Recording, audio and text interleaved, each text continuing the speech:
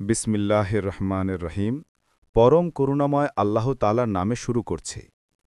দাউদ আলাইহিসসালামের ইন্তেকালের পর তার কচি ছেলেটিকে আল্লাহ নিজের পক্ষ থেকে নবুয়তের দায়িত্ব দিলেন।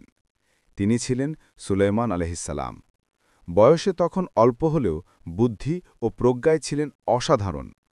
দাউদ আলাইহিসসালামের দরবারে তিনি প্রায় উপস্থিত থাকতেন এবং আল্লাহর কৃপায় গভীর জ্ঞান লাভ করেছিলেন।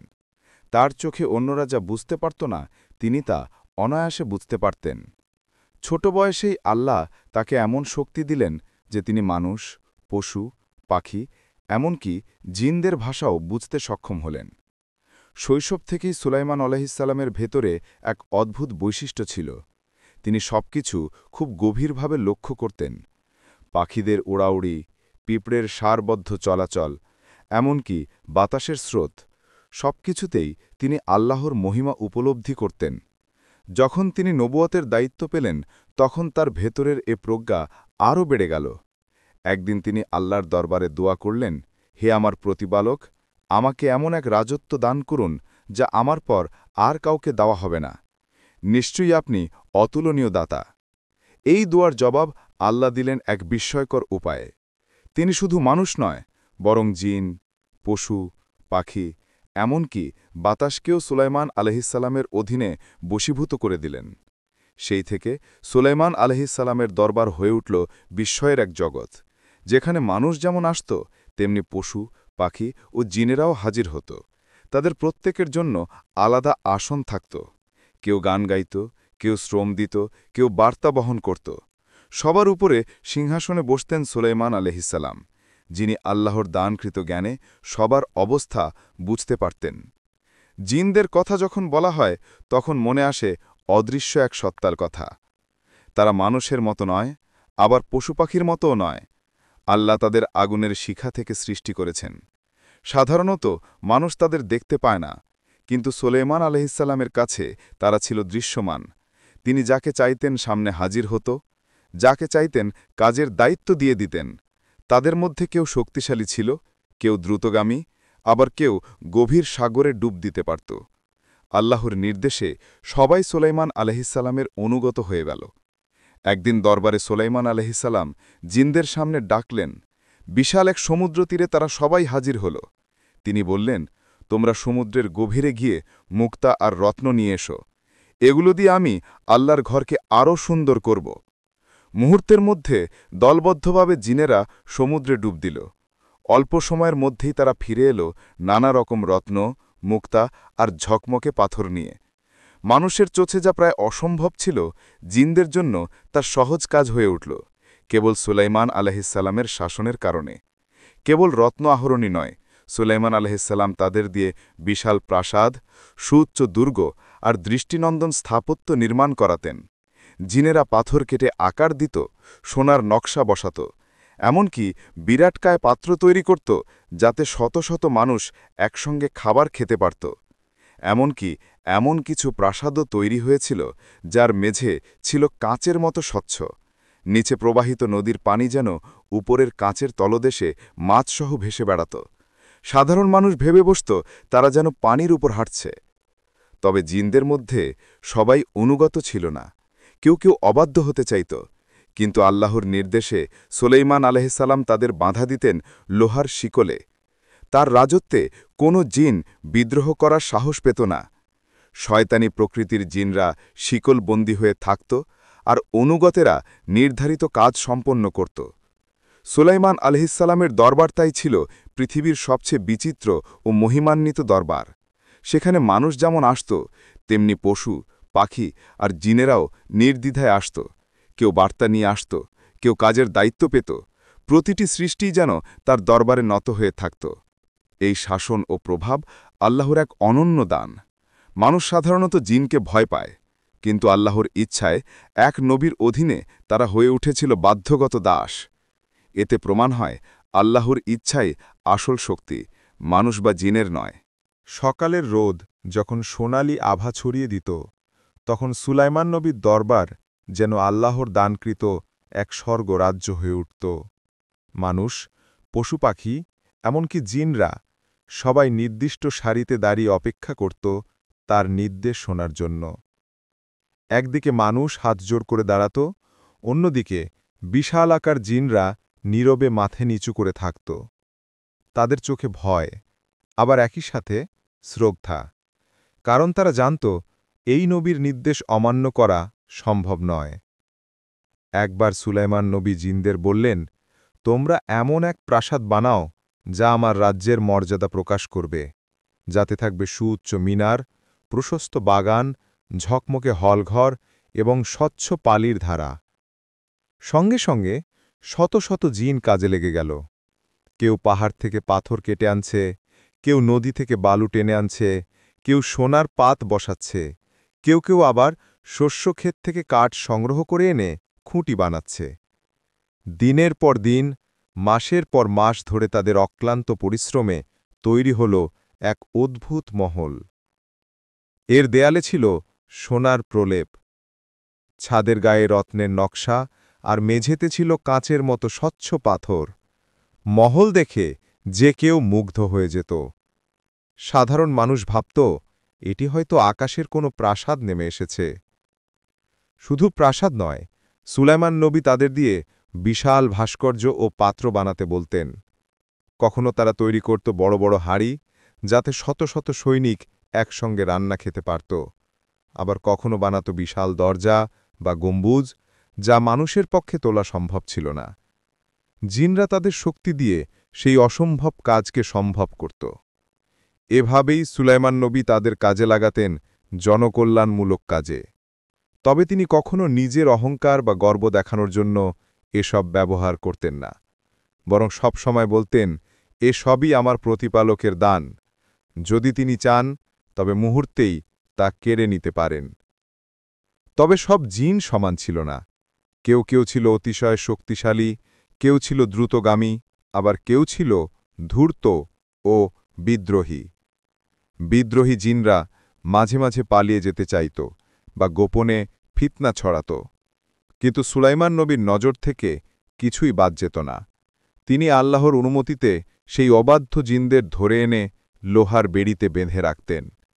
অনেক সময় তাদের শিকলে ঝুলিয়ে রাখা হতো, যেন অন্য জিনরা শিক্ষা নেয়। একদিন দরবারে সুলাইমান নবী ঘোষণা দিলেন, আজ থেকে তোমরা ডুবুরি হিসেবে সমুদ্রের তলদেশে যাবে এবং মুক্তা, রত্ন, পাথর সংগ্রহ করে আনবে। মুহূর্তেই শক্তিশালী ডুবুরি জিনরা সমুদ্রে ঝাঁপ দিল। তারা পানির গভীরে ঢুকে এমন সব রত্ন বের করে আনল, যা সাধারণ মানুষ কল্পনাও করতে পারে না। সমুদ্রের অন্ধকারে আল্লাহ তাদের এমন শক্তি দিয়েছিলেন যে তারা সহজেই শ্বাস নিতে পারত এবং রত্নগুলো খুঁজে বের করতে পারত। সৈন্যরা যখন সেই রত্নগুলো দেখল, তখন তারা বিস্ময়ে হতবাক হয়ে গেল। ঝকমকে মুক্তা, উজ্জ্বল নীলকান্তমণি, লাল রুবি, এসব যেন তারার মতো জ্বলজ্বল করছিল। সুলাইমান নবী এগুলো গ্রহণ করে মসজিদ ও দরবার সজ্জায় ব্যবহার করলেন। আবার অনেক সময় তিনি জনগণের কল্যাণে সেগুলো কাজে লাগাতেন। সুলাইমান নবীর রাজত্বে এমনও ঘটনা ঘটত যেখানে মানুষ, জিন এবং পশু একসঙ্গে কাজ করত। কোনো এলাকায় বিশাল খাল খনন করতে হলে জিনরা মাটি কেটে ফেলত, মানুষ তা সরিয়ে নিত, আর পশুরা টেনে বহন করত। এর ফলে কাজ শেষ হতো দ্রুত এবং সবার মধ্যে সমন্বয় বজায় থাকত।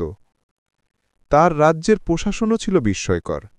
জিনরা বিভিন্ন জায়গায় প্রহরী হিসেবে দায়িত্ব পালন করত। কেউ পাহাড়ের গুহায়, কেউ সমুদ্রের দ্বীপে, কেউ দূর মরুভূমিতে অবস্থান করত। তাদের কাজ ছিল খবর সংগ্রহ করা, শত্রুর গতিবিধি জানা এবং দরবারে বার্তা পৌঁছে দেওয়া। এভাবেই সুলাইমান নবীর খবরাখবর যেন আকাশ পাতাল সবখানেই ছড়িয়ে থাকত। এই সব কিছুর মাঝেও সুলাইমান নবীর নম্রতা ছিল অনন্য। তিনি কখনো নিজের রাজত্ব নিয়ে অহংকার করেননি, বরং প্রতিটি মুহূর্তে আল্লাহর কাছে কৃতজ্ঞতা প্রকাশ করতেন। যখনই কোনো মহল তৈরি হতো বা নতুন কোনো রত্ন আসত, তিনি দরবারে সিজদায় পড়ে যেতেন এবং বলতেন, হে প্রভু, আমাকে তাওফিক দিন যেন আমি আপনার কৃতজ্ঞ বান্দা হতে পারি। এভাবেই চলতে লাগল তার মহিমান্বিত শাসন। জিনরা তার নির্দেশে দিনরাত শ্রম দিত, সমুদ্র থেকে রত্ন তুলে আনত, পাহাড় কেটে প্রাসাদ বানাত, আবার কখনো সৈন্যদের জন্য বিশাল অস্ত্র তৈরি করত। তবু সুলাইমান নবী সবসময় তাদের মনে করিয়ে দিতেন যে এসবই আল্লাহর পক্ষ থেকে অস্থায়ী দান। মানুষ বা জিন কেউ নিজের শক্তিতে কিছু করতে পারে না। সুলাইমান আলাইহির রাজত্বের মহিমা শুধু মানুষ বা জিনদের শাসনে সীমাবদ্ধ ছিল না, বরং তার দরবারে প্রতিটি ঘটনাই ইতিহাস হয়ে উঠেছিল। তিনি ছিলেন আল্লাহর এক মহাপ্রতিভাশালী নবী, যার বুদ্ধি ও দূরদর্শিতা মানুষের কল্পনারও ঊর্ধ্বে। তার শাসনকালীন অনেক বিস্ময়কর ঘটনা ঘটেছিল, যা প্রমাণ করে যে আল্লাহ চাইলে একজন বান্দাকে কত মহাশক্তিধর করতে পারেন। একদিন দরবারে হঠাৎ করে অনুপস্থিত হল ছোট্ট পাখি হুদহুদ। সুলাইমান আলাইহি লক্ষ্য করলেন তার সৈন্যদের মধ্যে পাখিদের সারিতে একটি জায়গা খালি। তিনি বললেন, কোথায় আমার হুদহুদ? কেন আমি তাকে দেখতে পাচ্ছি না? যদি সে বিনা কারণে অনুপস্থিত থাকে তবে আমি তাকে কঠিন শাস্তি দেব। কিছুক্ষণ পর হুদহুদ ফিরে এলো এবং সিজদার ভঙ্গিতে বসে বলল, হে নবী আল্লাহর, আমি এমন এক সংবাদ এনেছি যা আপনি জানেন না। আমি সাবা দেশে গিয়ে এক রানীর সন্ধান পেয়েছি। তার নাম বালকিস। তিনি বিরাট সিংহাসনের অধিকারিণী, কিন্তু সূর্যের উপাসনা করে।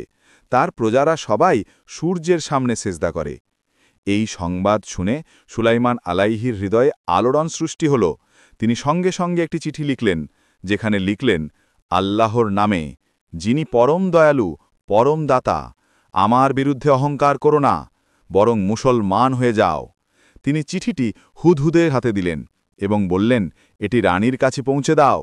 বিলকিস যখন চিঠি পেলেন, তখন তিনি তার মন্ত্রীদের সঙ্গে আলোচনা করলেন। তারা বলল, আমাদের সৈন্যবাহিনী শক্তিশালী, আমরা যুদ্ধ করতে পারি। কিন্তু বালকিস বললেন, রাজারা যখন কোনো দেশে প্রবেশ করে তখন সেটিকে ধ্বংস করে ফেলে এবং সম্মানিত মানুষদের লাঞ্ছিত করে।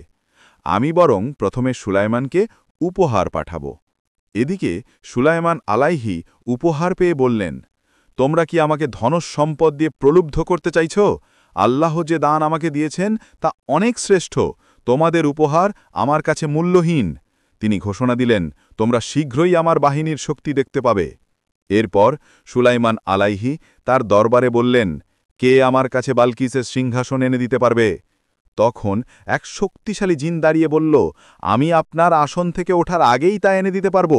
সবার চোখ বিস্ময়ে স্থির হয়ে গেল। কিন্তু তখনই আর একজন উঠলেন, যিনি সুলাইমান আলাইহির একজন নিকটজন এবং আল্লাহর ইসমে আজম জানতেন। তার নাম ছিল আসিফ ইবনে বারখিয়া। তিনি আল্লাহর নাম উচ্চারণ করলেন আর মুহূর্তের মধ্যে সিংহাসন সুলাইমানের সামনে উপস্থিত হল। এটি এত দ্রুত ঘটল যে মানুষের কল্পনার বাইরে। সুলাইমান আলাইহি সিংহাসন দেখে সিজদায় পড়ে গেলেন এবং বললেন, এ আমার প্রভুর কৃপা। তিনি আমাকে পরীক্ষা করছেন আমি কি কৃতজ্ঞ হব নাকি অকৃতজ্ঞ হব। তার রাজত্বের প্রতিটি ঘটনাই যেন মানুষের জন্য এক একটি শিক্ষা হয়ে উঠত। যখন বালকেস এলেন তখন তাকে সেই কাঁচের প্রাসাদে প্রবেশ করানো হল, যার মেঝে ছিল স্বচ্ছ কাঁচের। তিনি ভেবেছিলেন এটি বয়ে যাওয়া পানি, তাই তিনি তার পোশাক সামলাতে চাইলেন। তখন সুলাইমান আলাইহি বললেন, এ কাঁচের তৈরি মেঝে। বিলকিস তখন বুঝলেন আল্লাহর দান কত বিস্ময়কর। তিনি বললেন, হে প্রভু, আমি নিজেকে অত্যাচার করেছি। এখন আমি সুলাইমানের সঙ্গে আল্লাহর আনুগত্য স্বীকার করছি। এই ঘটনা শুধু তার রাজত্বের মহিমা নয়, বরং প্রমাণ করল আল্লাহর শক্তি সব কিছুর ঊর্ধ্বে। জিনের গতি দ্রুত হলেও আল্লাহর এক বান্দার দোয়া মুহূর্তের মধ্যে দূরত্ব মুছে দিতে পারে। এভাবে দিন কেটে যাচ্ছিল। জিনরা দিন-রাত প্রাসাদ নির্মাণ, রত্ন আহরণ, প্রহরার দায়িত্ব পালন করত। কিন্তু একদিন সবার অজান্তেই ঘটল এক বিস্ময়কর ঘটনা। সুলাইমান আলাইহি একটি লাঠির উপর ভর দিয়ে দাঁড়িয়েছিলেন। তিনি দীর্ঘ সময় সেই অবস্থায় স্থির ছিলেন। তার চেহারায় শান্তি, চোখে দৃঢ়তা। জিনরা ভেবেছিল তিনি তাদের তত্ত্বাবধান করছেন, তাই তারা অবিরাম কাজ চালিয়ে যাচ্ছিল। কিন্তু বাস্তবে সুলাইমান আলাইহি ততক্ষণে দুনিয়া ছেড়ে আল্লাহর দিকে ফিরে গিয়েছিলেন। তিনি লাঠির উপর ভর দিয়ে দাঁড়ানো অবস্থায় ইন্তেকাল করেন। কেউ বুঝতেই পারল না যে তিনি আর জীবিত নেই। জিনরা কাজ করতে থাকল দিন রাত মাসের পর মাস। তারা ভেবেছিল নবী এখনও তাদের পর্যবেক্ষণ করছেন। অবশেষে যখন একটি পোকা লাঠি খেয়ে ফেলল এবং লাঠি ভেঙে গেল, তখন সুলাইমানের দেহ মাটিতে পড়ে গেল। তখন সবাই বুঝল তিনি ইন্তেকাল করেছেন বহু আগে। কুরআনে বলা হয়েছে, যখন তিনি পতিত হলেন তখন জিনরা জানল যে তারা গায়েব জানে না।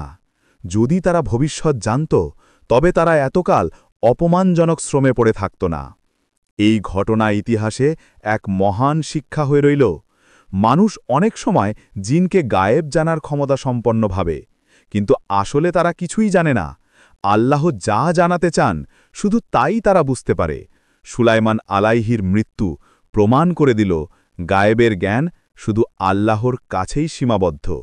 তার জীবন ও রাজত্বের প্রতিটি অধ্যায় বা শিক্ষায় ও জিনের শাসন, সিংহাসনের কাহিনী, বাতাসের নিয়ন্ত্রণ, এমনকি মৃত্যুর মুহূর্ত সবই মানুষের জন্যে এক অমূল্য পাঠ।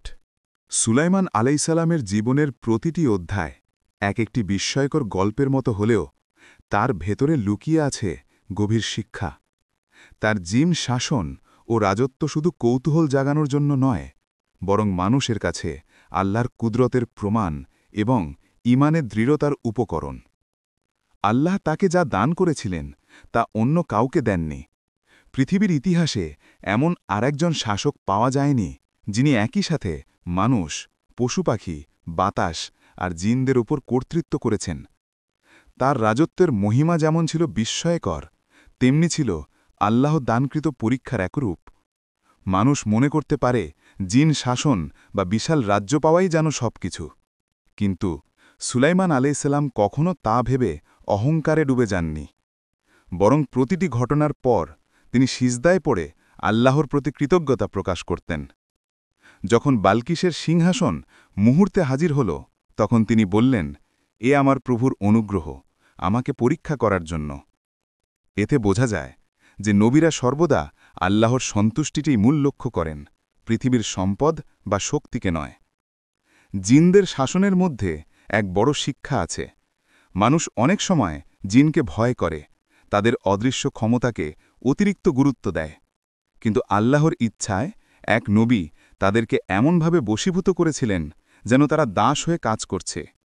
এটি প্রমাণ করে যে মানুষকে শ্রেষ্ঠ করে সৃষ্টি করা হয়েছে, আর আল্লাহর অনুমতি ছাড়া কোনো জিন মানুষের ক্ষতি করতে পারে না। সুলাইমান আলাইসাল্লামের জীবনের শেষ অধ্যায় আরও গভীর শিক্ষা দেয়।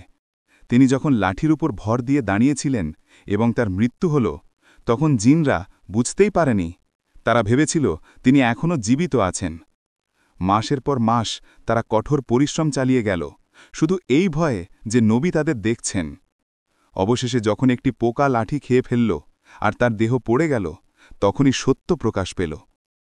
তখন জিনরা জানল তারা ভবিষ্যৎ জানে না। যদি তারা গায়েব জানত তবে তারা বুঝত নবী অনেক আগেই দুনিয়া ছেড়ে চলে গেছেন।